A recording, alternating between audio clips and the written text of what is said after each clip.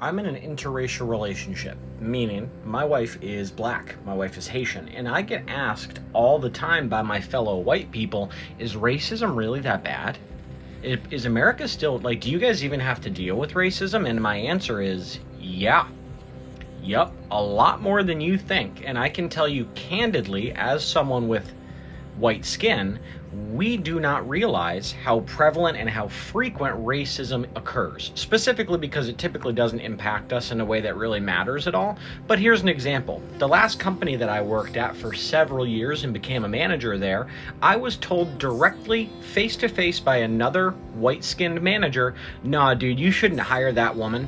Why? Why shouldn't I hire her? Oh, she's going to be difficult, she's going to be challenging, it's going to be a handful, and she's a black woman, so why would you hire her? That's literally what he told me to my face. Now, obviously, I don't work for that company anymore for one reason or another, but I just want to let you know that as someone with white skin, I can tell you factually that no matter if you want racism to be over, just because that would be more convenient for you, racism is alive and well in America, and until people start standing up for one another and shaming those people and making them uncomfortable for sharing those bigoted racist thoughts, it's not going anywhere. So just because you feel like racism doesn't exist anymore in America, I promise you, black people and brown people in our country are dealing with it on a daily basis. So do not tell them just to get over it. Oh, just stop talking about it. Just stop focusing on it. That must be nice. Your privileges show. I didn't think of myself as black when I was in Nigeria. I didn't need to. So we identify on the basis of ethnicity and religion, but not race, because we don't need to. And I think it would be different if I were from South Africa, maybe even Kenya, but Nigeria, no. And when I went to the US, it was a very strange thing, because it's one thing to know intellectually that there's race in America, and I had seen Roots and that sort of thing. But it's quite another to sit in a class, and the professor comes in, and he has a pile of papers. It's the first essay we've written for the class. And he says, this is the best essay, and I want to know who wrote it. And he calls my name. And I raised my hand, and on his face, I saw surprise. And it was a very small, fleeting moment. But it was a moment where I realized that for him, it was surprising that a black person had written the best essay. Why? Because it was the best, or what was the subject? No, it didn't matter what the subject was. The point was it was the best essay in class. And America is a world in which black people don't do the best things. Black people are not expected to do the best things. And in the few cases when they do, it's a thing of surprise. Yeah.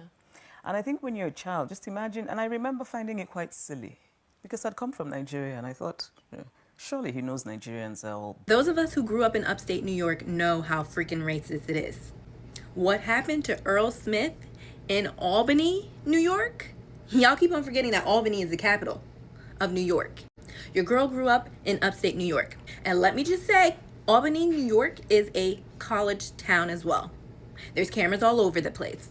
Back in the day when I lived in Albany, New York, I started a cleaning business, right? And I worked with a bunch of different people, wealthy people, people who weren't so wealthy.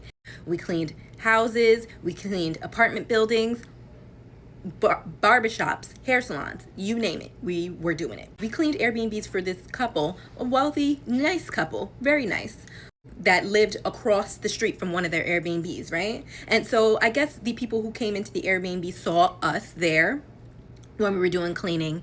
We would do the turnover cleanings in between Airbnb stays. When we came back, there was a racist message that was, we didn't see it, but the owner who lived across the street, because they came in to check on the place after the people left, they saw the message and they got rid of it before we were able to see it, thankfully.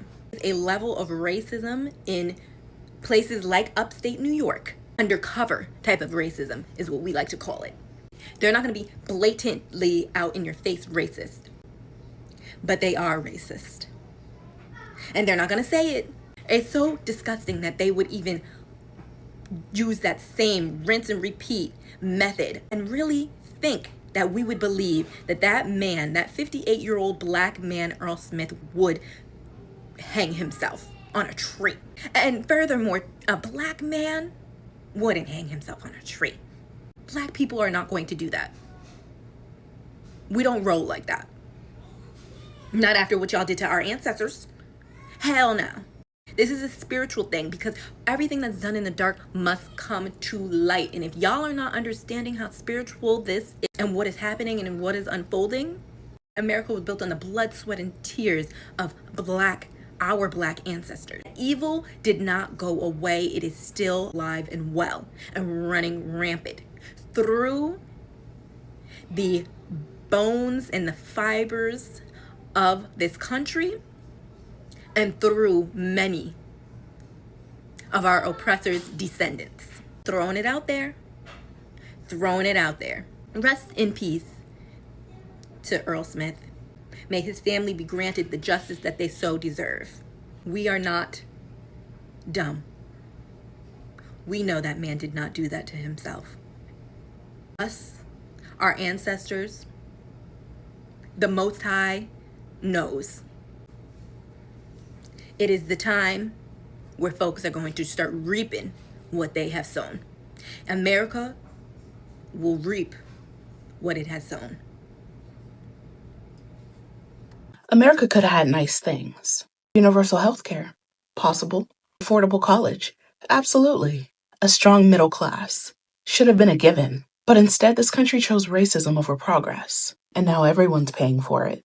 Because every time America had a chance to build something that benefited everybody, the thought of Black people having access to it was apparently too much to handle. Instead of progress, we got a country that actively made life harder for itself, just to keep Black people down. Universal health care. Not if Black people get it too. Back in the 1940s, America had a chance to create a universal healthcare system. Other countries did it, but the US? Nah. Now, you may be asking yourself, why? Because universal healthcare meant that Black people could go to the same hospitals as white people and potentially get treated like an actual human being. And they just couldn't have that. Southern politicians outright said that they wouldn't support it if it meant desegregation. Instead of universal healthcare, we got employer-based insurance. And that left millions of people uninsured, and we all know a hospital bill can bankrupt you. And now, even white people in states that fought so hard against universal healthcare, they're struggling just to afford insulin. Rural hospitals are shutting down because states are refusing federal funding. Medical debt is the #1 cause of bankruptcy. But hey, at least they didn't have to share a waiting room, right? Affordable college, though. Let's talk about that. Once upon a time, public colleges were affordable. California's public universities, they were basically free. Tuition in other states? So cheap, you could pay for it with a summer job. Can you imagine? And then the civil rights movement happened. More Black students gained access to higher education.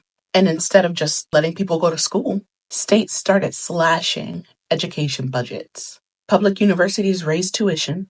Federal aid shifted from grants to loans. And suddenly higher education became a debt trap. And now, Americans are over $1.7 trillion in student debt.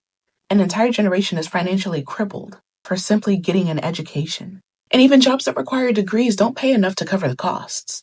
America was so determined to keep Black students out, they ended up locking everyone into lifelong debt instead. Now, home ownership. You know what builds generational wealth? Owning a home.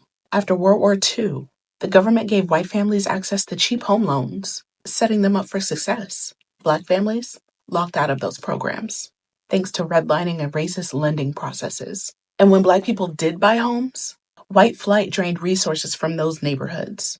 So if we fast forward to today, the housing market is a literal nightmare. Wages haven't kept up with home prices. Millennials and Gen Z can barely afford rent, let alone buy a property. America's fear of Black home ownership helped create a market where now nobody can afford a house. Now let's talk about strong unions. Back in the day, unions were powerful. They fought for better wages, job security, and benefits. And Black workers, they were leading some of the biggest labor movements. What did corporations and politicians do? They went to war with the unions. Reagan set the tone by firing striking air traffic controllers in 1981. Companies spent decades breaking unions, outsourcing jobs, and replacing full-time work with gig jobs. Right-to-work laws made organizing harder. And now most workers were left with stagnant wages and no protection. America didn't want to give Black workers bargaining power, so they weakened unions across the board and made everyone suffer. This country could have had universal health care. It could have had free college. It could have had a strong working class and affordable housing. But every time America had the choice between progress and keeping Black people out, it picked the latter. And now, instead of just screwing over Black people, the entire system is broken. They deny Black people health care. Now the whole country's drowning in medical debt. They lock Black students out of college. Now everyone is shackled with student loans. They stopped Black homeownership. Now the housing market is a disaster. They fought Black-led unions. Now wages are stagnant for everyone. America wanted to keep Black people down so badly, it dragged itself down with us. And the wildest part is that people are still out here pretending to be surprised. You know, if you're Black and live in America, you will always have a story about an experience that you had with blatant racism. So, for those of you who don't know, I served in the United States Air Force. So, the year is 1984, and I had been accepted to start boot camp for the Air Force, but I needed to wait for another 6 weeks. So, during the time that I'm waiting to start Air Force, I take this temporary job through a temp agency. And the temp agency calls me and they say, "We have an assignment for you at a law firm." So I prepare myself, and I'm always very professional, and I put on my professional attire, and I show up to the assignment. So when I get to the assignment, it's a very small husband and wife law firm. And so I arrive early and I walk into the law firm and I am met with the wife. And I say to her, "I'm here from blah, blah temp agency." And she had an expression on her face that I had never seen before.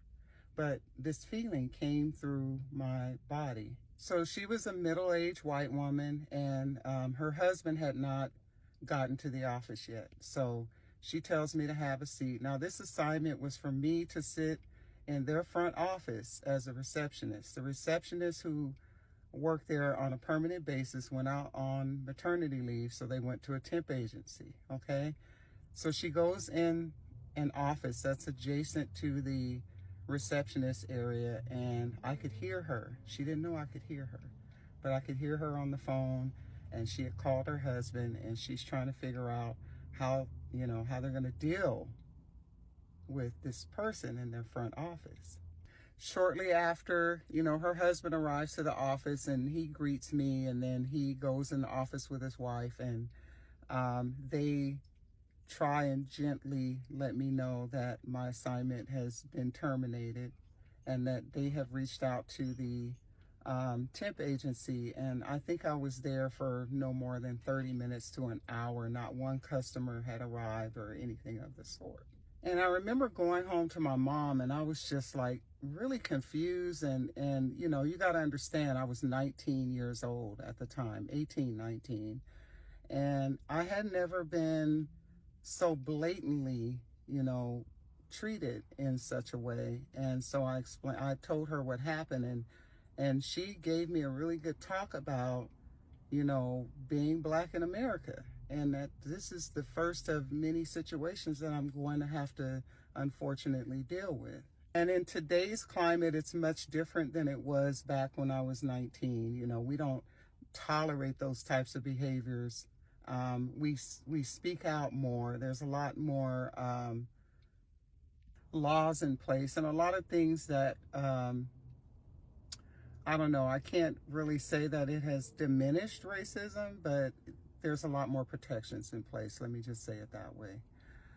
The reason I'm sharing this story today is that throughout my life, I'm going to be 60 here, and all of the successes that I've had in life, I went on to serve in the Air Force, and I had a very successful career. I worked my way up to a vice president at my organization, all kinds of things. But I never, ever forgot the look on that woman's face. And throughout my life and my career, I have seen that look. I've seen that look in the grocery store. I've seen that look at, just walking down the street. I've seen that look at events. I know the look. We all know the look.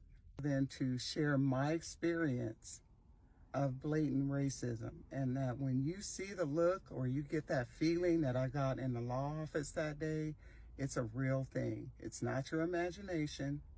It's a real thing. Anyway, I love you guys. Have a great day. See that? Pay attention to that because I'm going to tell you a story. The other day I was on my day off and I went to a gas station to put gas, and somehow my credit card wasn't working, so I had to go inside to pay. When I walk inside, there is a very heated conversation between the clerk and two Mexican guys that were outside. And then at some point, the guy told them, I don't know what was going on, but he told us, if you don't like it here, you can go back to your country. I was like, man, don't treat them like that. This is America, land of opportunity. They're just trying to do business here. What's the problem?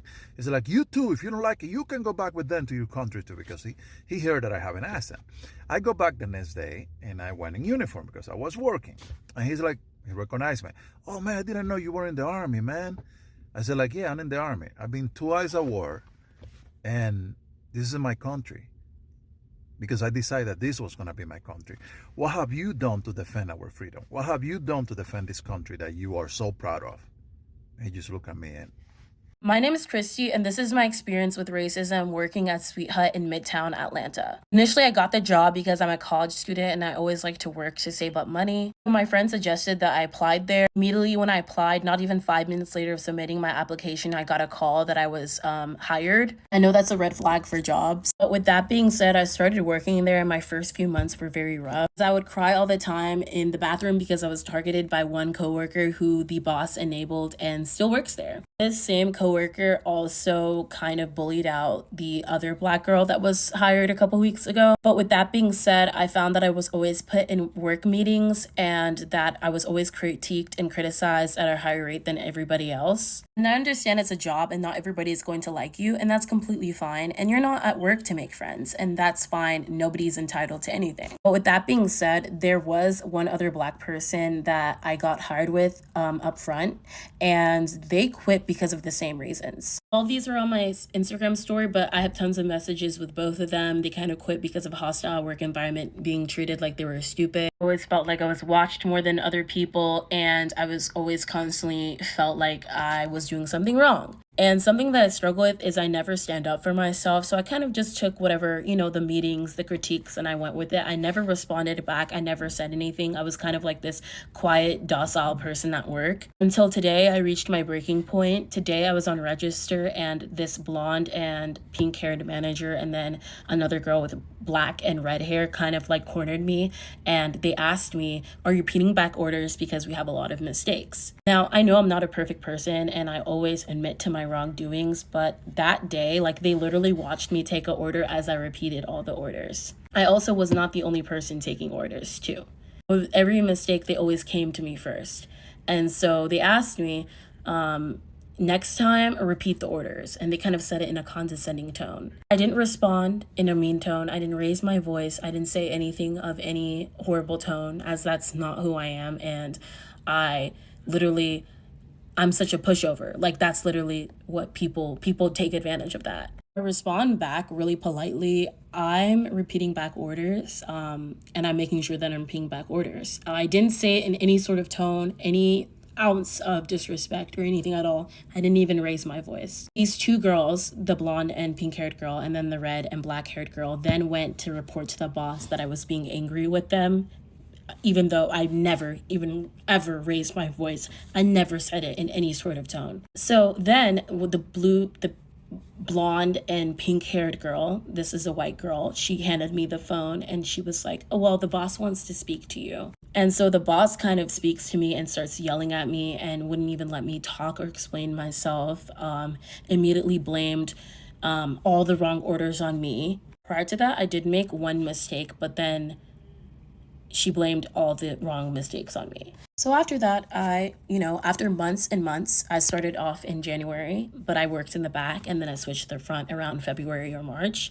I paid for my break food and I took my purse and I quietly walked out. I clocked out and I said, I'm gone. I didn't make a scene. I didn't do anything because I didn't want to make any sort of scene. Since then, I kind of posted this on my story, and several people who've worked there before and know people that worked at other locations have said the same thing about how it's a very racist and hostile environment. Now, to sit here and say that everybody in the establishment is terrible would simply not be true because I worked with a lot of amazing, kind, sweet people. With that being said, overwhelmingly, the management, the managers, just everything about it was just very very mean and very hostile, especially if you're a person of color. There was an incident once with a kitchen staff worker where something random happened with that worker, and I was called into a meeting with that worker, and I had nothing to do with what happened. And the person watching this knows exactly what I'm talking about. I had nothing to do with it. The fact that you're constantly always watched, working there, and always critiqued and always blamed and always angry. If you're black, you're angry all the time. It just was so unfair. Since then, I kind of posted my whole entire experience working there, and this is not even all of it. And this is my friends' experiences or people that I know. I don't know how many people are going to watch this, but I really hope that something is done. And I really wish that if you're black, do not work there. It is a terrible work environment. I can't speak for everyone, but I can definitely speak for me and so many other people who've worked there before. Hey guys, welcome back to the channel once again. This is your girl, Her Excellency. Okay, if you're coming across this channel for the first time, thank you for clicking this video. Thank you for watching. Okay, this is your girl, Her Excellency. Okay, today we're talking about racism. The word racism. What is racism? This is 2026, and I realized that racism still exists. So this is the discussion for today. I personally have not had such experience because I'm in Nigeria, in Africa. I've not had such experience. I've never been to Europe, though I'm planning on visiting one day. But for now, I've never been to Europe, so I've not had such experience. I cannot really say what it's about. I've not had such experience, but from the videos I've watched, I've realized that in 2026, racism still exists. What does it mean to be a racist? You feel superior to the next person. Is that what it is? Is that what it's about? Those with white skin feel they are superior to black skin. Is that what it's about? As in, you don't want to have anything to do with blacks. Is that what it's about? You see us as ugly, or you see us as dumb, or you see us as people without thinking faculty. Is that what it's about? We are humans. We are all the same, irrespective of our skin color. Yes, I might have dark skin color or I might be black, but it doesn't stop me from being intelligent. It doesn't stop me from having comprehension. We all have the same brain, same physiology. The only difference is just the skin color. So I'm still wondering, why should my skin color define who I am or who I interact with or who I do business with? It's absurd. It's funny. This is 2026, guys. The world is a global village. Come on, please. If you're living in Europe or you're in the diaspora and you've had such experience, I really need you to come to the comment section to enlighten us of what racism is about, and if it's still going on in this year 2026. God, 2026, people are still racist. I find it very funny. Okay, thank you for stopping by. I'll see you in my next video. Don't forget to give this video a thumbs up, like, and please do subscribe. Thank you. Hey guys, welcome back to the channel. This is your girl, Her Excellency, and if you're coming across this channel for the first time, I do hope you subscribe, give this video a thumbs up, like, and share. And if you're a returning subscriber, thank you so much for stopping by. Please, my disclaimer, this channel does not support violence or any form of hate. Please don't go about searching for the people that I talk about in my videos. Don't hurt them, because this channel is strictly for educational purposes. Thank you for stopping by. You're welcome.